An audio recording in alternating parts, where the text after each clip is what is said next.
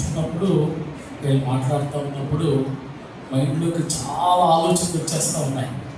ఏవేవో చెప్పాలి అనేటువంటి ఆలోచనలు వచ్చేస్తున్నాయి. ఇక్కడికి రాగానే అన్నీ ఎగిరిపోతూ ఉంటాయి. మంచిది. దేవుడు ఏమన్నాడంటే, మీరు లోకం నాకు ఇంకా మీరు ఎంతలోని ఉప్పుని మర్చిపోతారండి. ఉప్పు చెప్పాలి. మత్తయి సువార్త 5వ అధ్యాయం 13వ వచనంలో ముందే ఏమన్నాడు? మీరు లోకములకు ఉప్పై ఉన్నారు. ఉప్పు నిస్సారమైతే 14వ వచనంలో వెలుగై ఉన్నారు. అది కానీ మీరేమో ముందు వెలుగని చెప్తారు. నాకు ఉప్పని పడితేనే కానీ అది కరెక్ట్గా ఉన్నట్టు ఉండదు. మీరు లోకమునకు ఉప్పై ఉన్నారు. మీరు లోకమునకు వెలుగైన. లోకానికి యేసు ప్రభువు నమ్ముకున్నటువంటి మనల్ని దేవుడు ఉప్పుగా వెలుగుగా ఉంచాడు. ఉప్పు ఏం చేయాలి? రుచినివ్వాలి. ఉప్పు ఏముందంట? అన్ని యేసుడు నువ్వు ఎన్నేసినా ఉప్పు వేయకపోతే రుచి రాదు. సో కాబట్టి అలాంటి కీలకమైనటువంటి వస్తువుగా ప్రభు మనల్ని ఇచ్చాడు ఈ లోకానికి. నువ్వు ఉంటున్నటువంటి నీ కుటుంబానికి రుచిగా ఉండాలి. నువ్వు వెళుతున్నటువంటి సంఘానికి నీ జీవితం రుచిగా ఉండాలి. నువ్వు ఉంటున్నటువంటి ఆ ప్రాంతానికి, ఆ ఊరికి, పెట్టుకుని బట్టి నీ దేశానికి రుచి రావాలి. ఉప్పుగా ఉండాలి. రెండవది వెలుగుగా ఉండాలి. జ్ఞాపకం పెట్టుకొని ఇంకోసారి ఎప్పుడు చెప్పినా కానీ ఉప్పు ముందు చెప్పండి, వెలుగు ముందు చెప్పబాకండి. ఉప్పు చెప్పిన తర్వాత వెలుగు చెప్పండి. లైన్ కూడా చాలా ఇంపార్టెంట్. ఒకటి తర్వాత ఏమొస్తుంది? రెండు తర్వాత ఒకటి రావచ్చు కదా, అలా రాదు. దేవుడు ఎలా చెప్పాడో అలాగే చెప్తాడు. సో నేను కూడా ఏమి చెప్పదలుచుకున్నానంటే, మీరు చాలా విషయాలు చెప్పుకుంటూ వచ్చారు కదా. ముందు దేవుడి గురించి నీకు అర్థమైతే, రైట్ అండర్స్టాండింగ్ రిగార్డింగ్ గాడ్, దేవుడి గురించి నీకు సరైనటువంటి అవగాహన ఉంటే మొట్టమొదట నిన్ను గురించి నీకు అవగాహన ఉంటుంది. అర్థమవుతున్న మాట? దేవుడి గురించి అర్థం కాకుండా నిన్ను గురించి నీకు అర్థం కాదు. ఎందుకంటే నువ్వు దేవుళ్ళలో నుంచి వచ్చావు. ఆయనే కదా మన జీవాధిపతి. జీవాన్ని ఇచ్చిన వాడు ఆయనే కదా. నేల మట్టితో నరుడు నిర్మించి వారి నాసిక రంధ్రములలో జీవవాయువును ఊదగా నరుడు జీవాత్మాయ. జీవము ప్లస్ ఆత్మ. ఆదికాండం 2:7 వచనంలో ఉంటుంది అన్నమాట.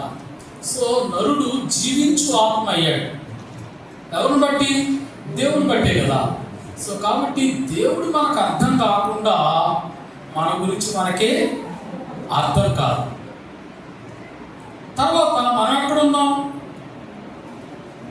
లోకంలో ఉన్నాం కదా. దేవుడు ఏమన్నాడు? మీరు లోకానికి ఉప్పై ఉన్నారు. మీరు లోకానికి వెలుగై ఉన్నారు.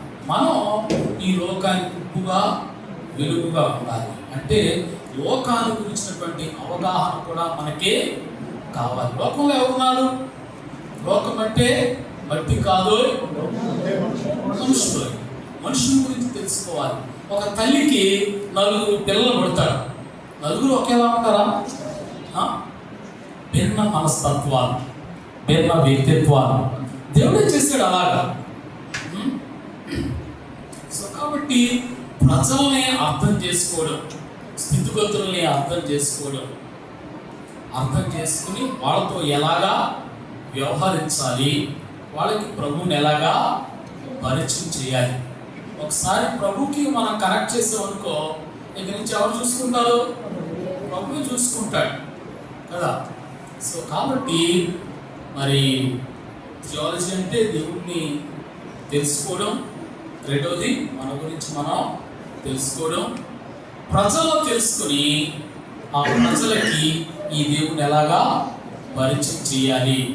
మనం చిన్నప్పుడు ఇప్పుడంటే చాలా సినిమాలు నాటకాలు ఎక్కిస్తాయి. కానీ పూర్వకాలంలో ఏం చేసేవారు, నాటకాలు ఆడేవారు కదా. నాటకాల్లో చాలామంది పాత్రలు ఉంటాయి కదా. ఎవరు పాత్ర వాడో పోషించాలి, పాత్రలో పోషించాలి. వాళ్ళు డైలాగులు రాస్తారు, స్క్రిప్ట్ అంతా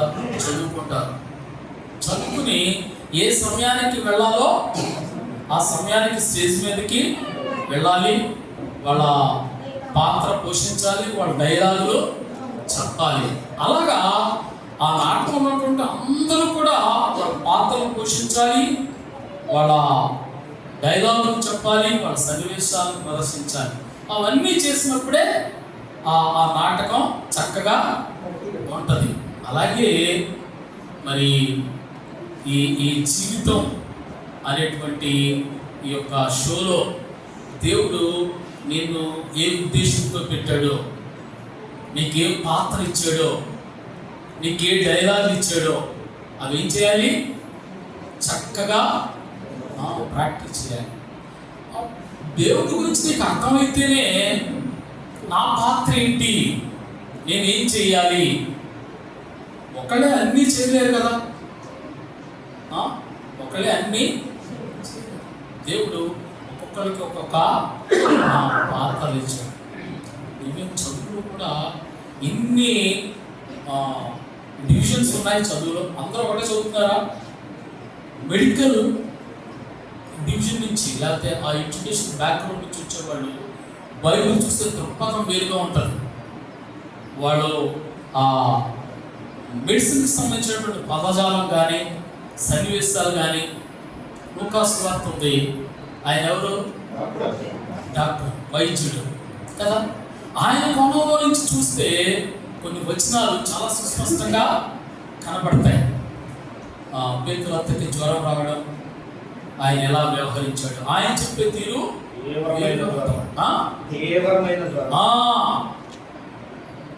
సో కాబట్టి అలాగే చరిత్రకారులు, చరిత్ర తెలిసిన వారు. ఇప్పుడు మరి నాకు అంటున్నాను, ఇంజనీరింగ్ బ్యాక్గ్రౌండ్ నుంచి వచ్చాను కాబట్టి ఆ ఇంజనీరింగ్ టెక్నాలజీ చూడటానికి ప్రయత్నం చేస్తాను.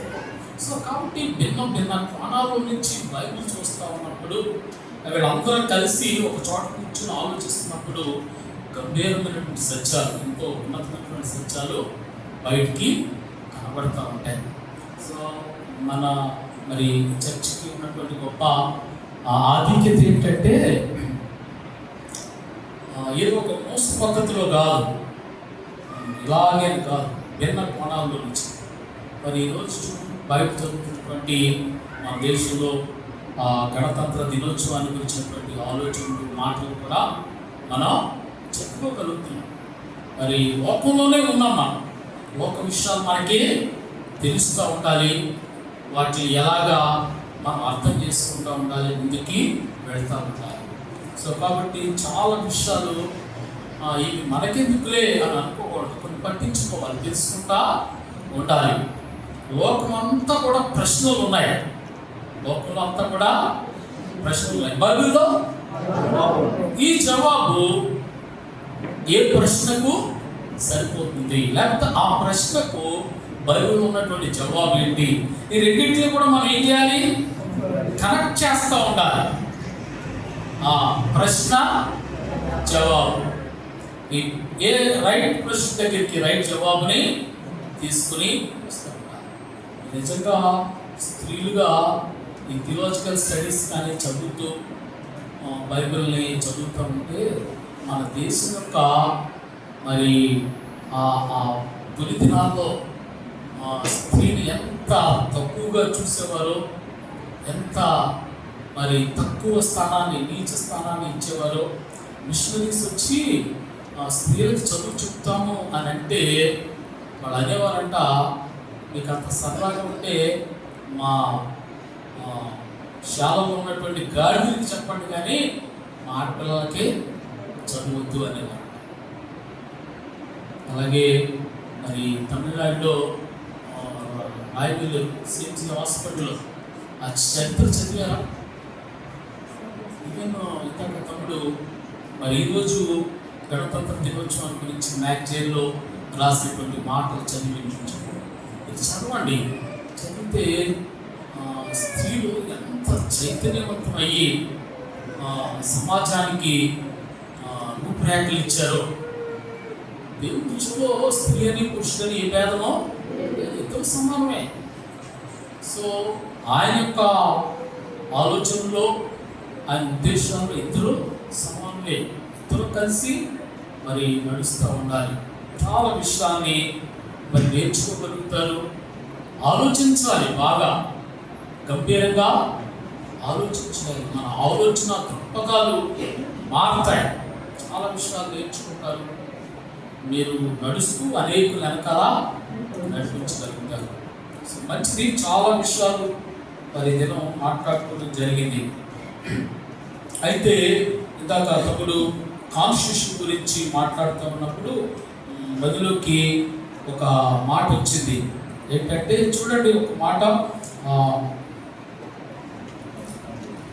మత్తయి సువార్త 5వ అధ్యాయం 18వ వచనం. ఆకాశమును భూమియు గతించిపోయిననే గాని ధర్మశాస్త్రం అంతయు నెరవేరు వరకు దాని నుండి ఒక పొల్లైనను ఒక సున్నైనను తప్పిపోదని నిశ్చయముగా మీతో చెప్పుచున్నాను. ఈ ప్రపంచంలో చాలా దేశాలు ఉన్నాయి. ప్రతి దేశానికి కూడా ఏముంది? రాజ్యాంగం ఉంది, కాన్స్టిట్యూషన్ ఉంది. క్రైస్తవ దేశాల కాన్స్టిట్యూషన్ రావడానికి బైబిలే ఆధారం. బైబిల్ బేస్ చేసుకునే వాళ్ళ యొక్క రాజ్యాంగాలన్నీ. రాజ్యాంగం అంటే ఏంటి?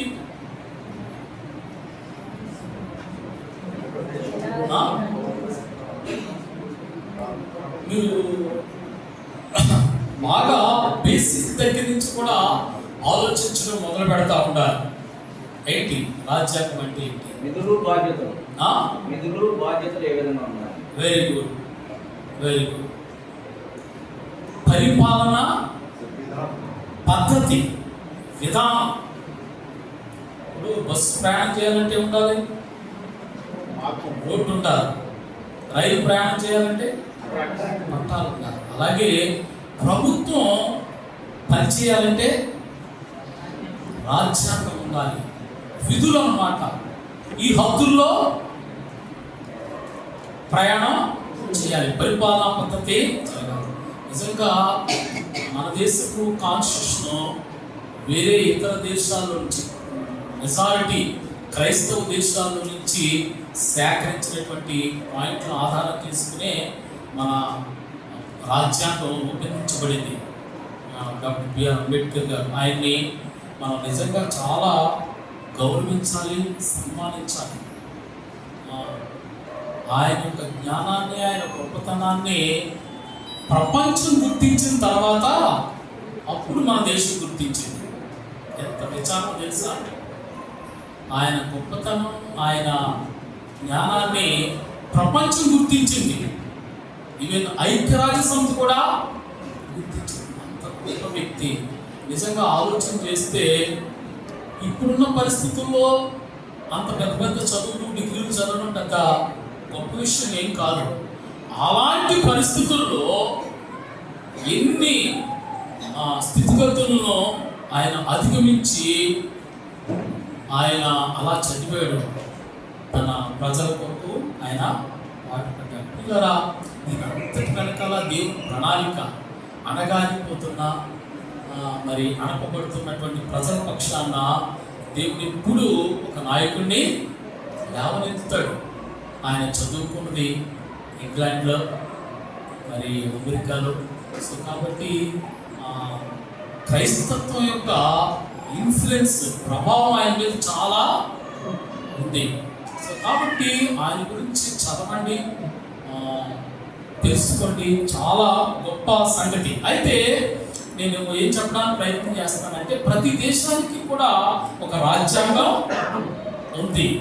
రాజ్యాంగం కొంచెం ఇక్కడ మనసు పెట్టుకునండి. ప్రపంచంలో ఉన్నటువంటి ప్రతి రాజ్యాంగము కూడా సవరించబడతా ఉంది కదా. బట్ ఇది దేవుడిచ్చిన రాజ్యాంగం. ఇది దేవుడు ఇచ్చిన, దీనికి సవరణలో లేవు. ఆకాశం గతించిపోతుందేమో, భూమి గతించిపోతుందేమో, నా మాటల్లో సున్నైనా పుల్లైనా మారని కాన్స్టిట్యూషన్ ఇది. కాబట్టి ఇది ఎంత స్థిరమైనది, ఎంత స్థిరమైనది. పేతురు యోహానులు ప్రభుకి చాలా సమీపంగా ఉన్నవాడు కదా.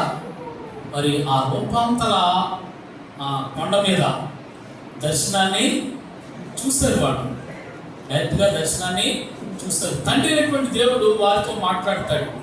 ఏమని? ఈయన మాట వినుడి అని అంటాడు. ఆ తర్వాత చూడండి, ఆయన పత్రిక రాస్తూ చూడండి, పేతురు రాసినటువంటి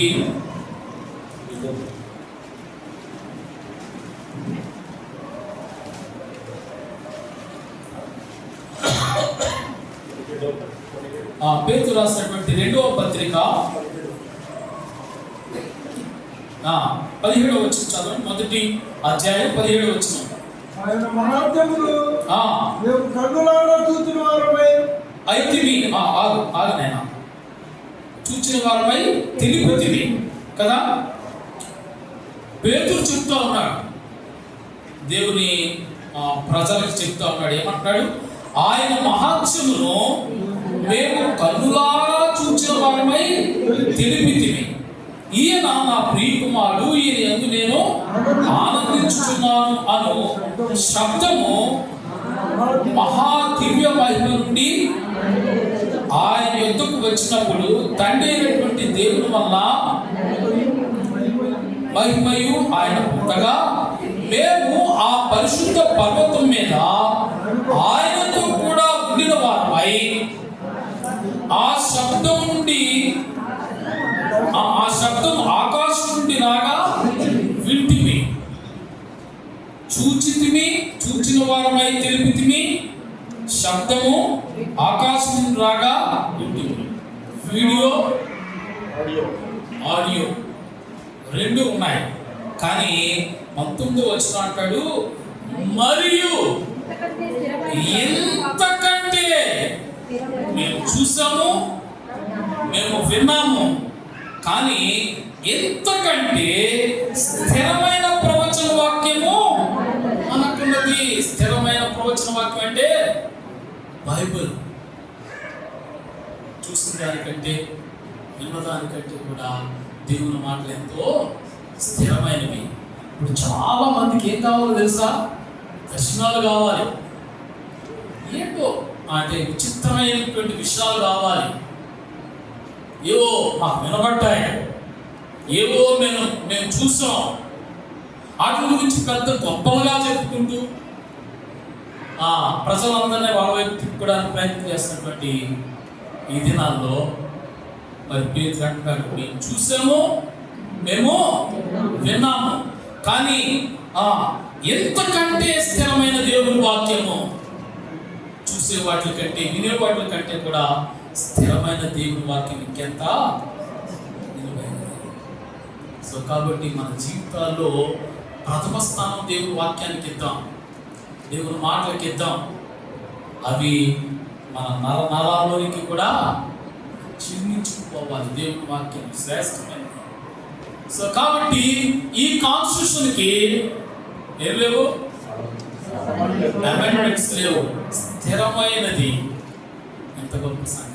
ఈవెన్ మన కాన్స్టిట్యూషన్, మనకున్న రాజ్యాంగం కూడా అనేక మార్లు సవరించబడింది, కానీ ఇంతకాలంలో దేవుని వాక్యానికి సవరణలో ఆకాశం గతించిపోతుందేమో, భూమి గతించిపోతుందేమో, కానీ నా మాటల్లో పుల్లైనా తగ్గిపోతుంది, అది నెరవేర్చబడుతుంది.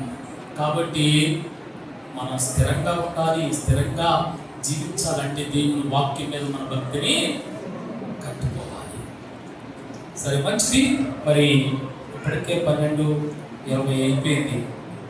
త్వరగా కొన్ని మాటలు చెప్పడానికి నేను ప్రయత్నం చేస్తాను. ఆదికాండం 12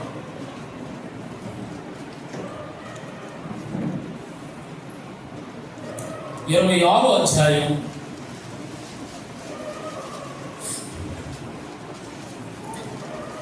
ఆదికాండం 26వ అధ్యాయం 18వ వచనం.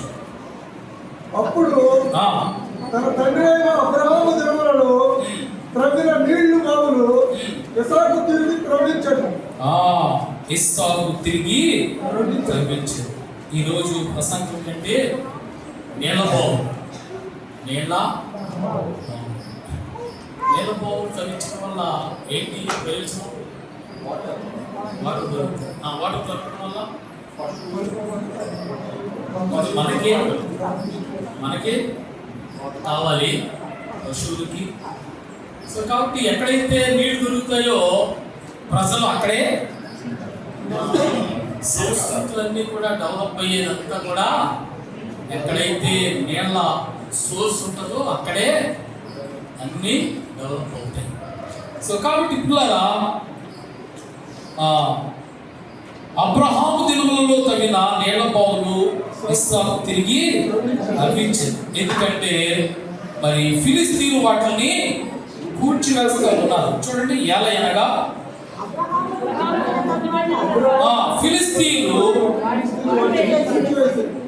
వాటిని అంటే వేటిని బావులను పూడ్చివేసిరి. అతడు తన వాటికి పెట్టిన పేడ చొప్పున తిరిగి వేళ్ళు పెట్టాను. బావులు దేవుని మరి పిల్లలు అబ్రహాము, ఇస్సాకు, యాకోబు వీళ్ళు అంటే పితరులు అంటారు.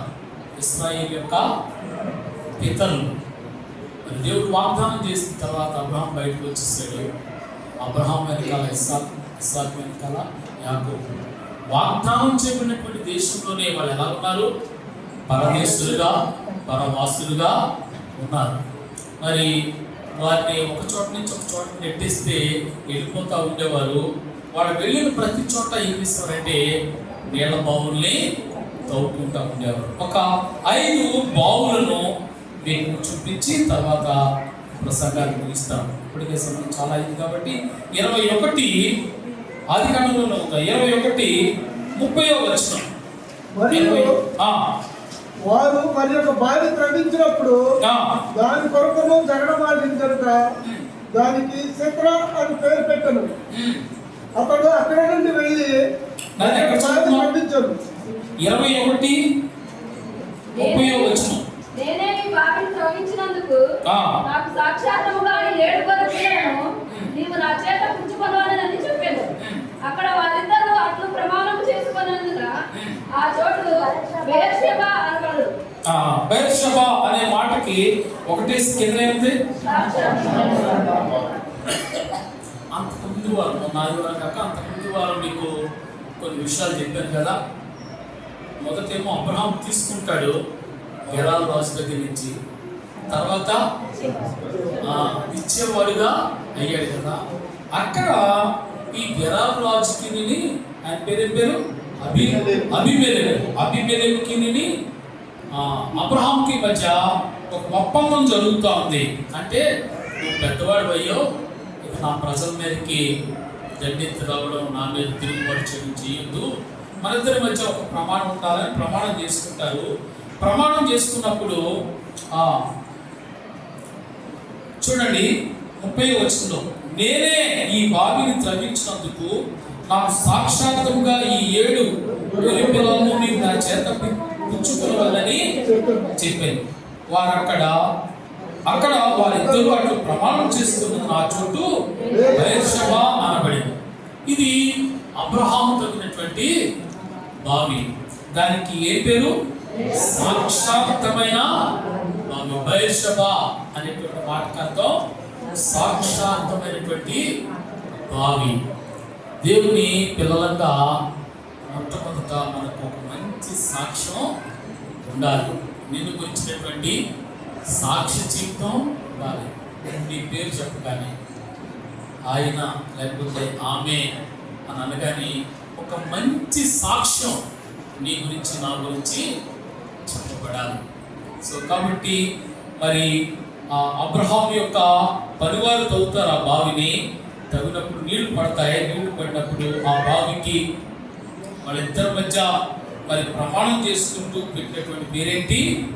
సాక్షార్థమైన బావి, బయర్షబా అనేటువంటి బావి. ఇది అబ్రహాం చేత తవ్వబడినటువంటి బావి. మరి రెండవ విషయానికి వద్దాం. 26వ అధ్యాయం 20వ వచనం. అప్పుడు ఆ, గెరారు కాపరులు ఆ, ఇస్సాకు కాపరులతో జగడమాడి ఆ, ఈ నీరు మాదే అని చెప్పి ఆ, కనుక వారు తనతో కలహించినందున ఆ, అతడు ఆ బావికి ఆ. యేసవు అని పేరు పెట్టాను. ఎసెకు అను పేరు పెట్టాను. వాళ్ళు చాలండి. రెండవ బావు పేరు ఏం పేరు? ఎసెకు. ఎసెకు అనేటువంటి మాటకి జగడమాడుతా. మొదటిదేమో బెర్షెబా. బెర్షెబా అనే మాటకి సాక్షాత్తమైనటువంటి బావి. ఇక్కడ ఈ రెండవ బావి పేరు ఏం పేరు? ఎసెకు. ఎసెకు అనేటువంటి మాటకి అర్థం ఏంటంటే జగడమాడడం. ఇస్సాకు పరదేశంలో ఉన్నాడు. మరి ఈ గెరారు దేశస్తులు వీళ్ళు బాగు తవ్వుతున్నప్పుడల్లా ఏం చేస్తున్నారు? వాళ్ళతో జగడమాడి దోచుకుంటా ఉన్నారు. ఇస్సాకు తిరిగి జగడమాడడం లేదు, కానీ వాళ్ళకి ఇచ్చేసి మరొక చోటకి వెళ్ళిపోతా ఉన్నాడు. ముందు మనకు మంచి సాక్ష్యం ఉండాలి. తర్వాత ఎవరైనా మనతో జగడాలు ఆడుతూ ఉన్నప్పుడు తిరిగి జగడాలు ఆడకూడదు. ఆ స్థలాన్ని నుంచి వేరే చోటకి వెళ్ళిపోవాలి. అది రెండవది. మూడవది అక్కడే ఉంది, దాని కిందనే. వారు బావి తవ్వినప్పుడు వారు మరి ఒక బావి తవ్వినప్పుడు దాని కొరకు నువ్వు జగడమాడింది కనుక ఆ, దానికి సిత్నా అని పేరు పెట్టాను. సిత్నా అనేటువంటి పేరుకి అర్థం ఏంటి? విరోధము. దీనికి పెట్టేటువంటి పేరేంటి? విరోధము. జగడమాడారు. వీళ్ళు ఇంకా విరోధం ఏమి పెంచుకోకుండా అక్కడి నుంచి మళ్ళా ఇంకొక చోటకి వెళ్ళిపోయారు. సాక్షాత్మైన బావి, జగడ ఆడని బావి, విరోధము చూపనటువంటి బావి. అది మూడవది. నాలుగవది చూడండి 22వ వచనంలో. అతడు వెళ్ళి ఆ. మరి ఒక బావి తవ్వించెను. ఆ. దాని విషయమై వారు జగడమాడలేదు కనుక ఆ. అతడు ఆ. ఇప్పుడు యెహోవా మనకు ఎడమ కలుగు చేసి ఉన్నాడు కనుక ఈ దేశమందు అభివృద్ధి పొందమని ఆ. దానికి ఆ. రహేబోతు అను పేరు రెహెబోతు అను పేరు పెట్టారు. రెహెబోతు అంటే ఎడమ. అక్కడి నుంచి దూరం అయిపోయారు. ఇస్సాకు పరివారం అందరూ కూడా ఏమయ్యారంటే అక్కడి నుంచి దూరం ఎడమ వెళ్ళిపోవాలి. పిల్లరా, జగడాలు విరోధాలు ఉంటే అభివృద్ధి ఉండదు. జగడాలు విరోధాలు ఉన్న చోట అభివృద్ధి ఉండదు. దేవుని సన్నిధి అక్కడ ఉండదు. దేవుని బిడ్డలుగా ఏం చేయాలి? ఎడమ వెళ్ళిపోవాలి, పక్కకి వెళ్ళిపోవాలి. అది 4వ బావి. చివరి బావి ఏంటంటే 32వ వచనం. ఇస్సాకు దాసులు వచ్చి తాము తవ్విన బావిని గురించి అతనికి ఆదిమందే ఇస్సాకు దాసులు వచ్చి తాము త్రవ్విన బావిని గురించి ఆయనకు తెలియజేసి నాకు నీళ్లు కనబడినవని చెప్పి కనుక దానికి షేబా అను పేరు పెట్టారు. కాబట్టి నేటి వరకు ఆ ఊరి పేరు బెర్షెబా. షేబా అనే మాటకు అర్థం ఏంటంటే ప్రమాణము అని. మీకు ఆ పేర్లు చెప్పాను, మీరు చదవండి వాటి గురించినటువంటి వివరం. ఇస్సాకు ఎలాగా బాబును తగ్గించాడు, మరి ఒకవేళ ఈ యొక్క గెరారు ప్రాంతం వాళ్ళు వచ్చి వాటి మీద చేసినప్పుడు ఆయన అక్కడి నుంచి ఎలాగా తప్పింది. ఇలా జ్ఞాపకం పెట్టుకొని దేవుని బిడ్డలంగా మనం ఎప్పుడు సమాధానానికే కారకులుగా ఉండాలి, కానీ అల్లరికి, జగడాలకి, విరోధాలకి కారణంగా ఉండకూడదు. తప్పించుకుని లేకపోతే ఎడమగా మనం పక్కకే వెళ్ళిపోయేవారంగా. చివరి బాబు పేరు ఏం పేరంటే ప్రమాణము కదా. క్షేమ ప్రమాణం. దేవునికి ప్రమాణంగా మనం ఉండాలి, దేవునికి తగ్గట్టుగా మనం ఉండాలి. అంతేగాని విరోధాలు, జగడాలు తెచ్చుకునే వారిగా ఉండకూడదు. అలాంటి మంచి సాక్షి జీవితాలను కలిగి మరి భూమి మీద దేవుని కొరకు మనం జీవించాలి. దేవుడి కొద్ది మాటలు దీవించును గాక. ఆమేన్. ప్రార్థన చేసుకుందాం. పరిశుద్ధుడైన మా తండ్రి, ప్రేమగల మా ప్రభువా, మీకు వందనాలు, స్తోత్రాలు, స్తుతులు చెల్లిస్తున్నాం. ఈ మధ్యాహ్న కాల సమయంలో నాయన తండ్రి ఇస్సాకు గురించి రాయబడినటువంటి మాట, మరి అబ్రహాము తన తండ్రి అయినటువంటి అబ్రహాము దినములలో తగినటువంటి బావులన్నింటినీ కూడా మరి శత్రువులు కూర్చివేసి ఉండగా నాయన ఇస్సాకు వాటిని మరలా తిరిగి తవ్వించుకుంటూ వచ్చాడు.